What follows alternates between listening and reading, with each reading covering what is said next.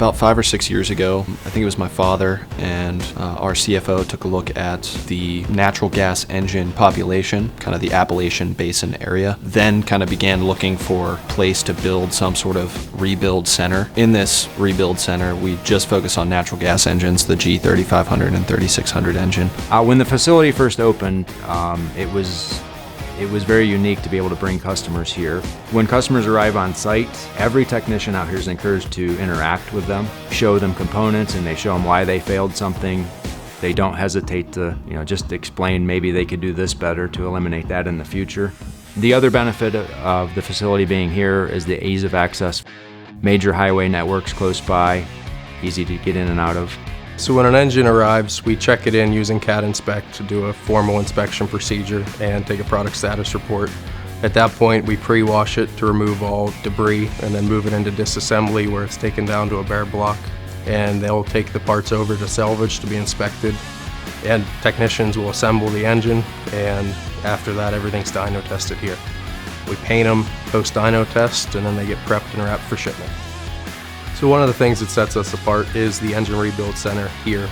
So everything in this facility is designed to give the customer the highest quality product with the fastest turnaround time possible, and that's down to the equipment and the layout of the facility.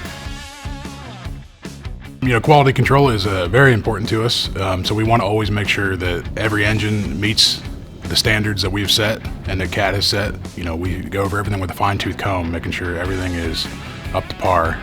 Number one unique process for here, once the engine's here, nothing has to leave to be repaired. Our competitors have to send stuff way out of territory to get repaired. We have all the capabilities in-house.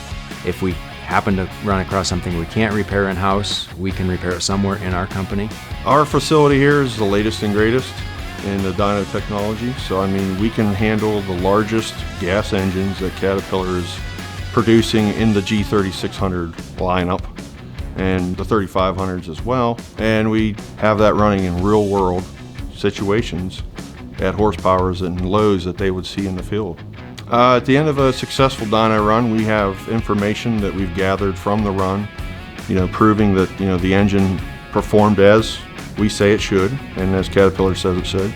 A lot of times we have some pretty hard deadlines. The customers, as an engine that's failed or whatever the circumstance may be, they're not making money unless the engines are running. So we understand that, and we strive to make sure that they're processed as quickly as we can. When we did the initial projection of this facility, it's going to be something that customers were going to need for the next 30 years. Gas compression needs in the Appalachian Basin are only going to increase as kind of wells dry up, and we're going to be here to service those engines until the end.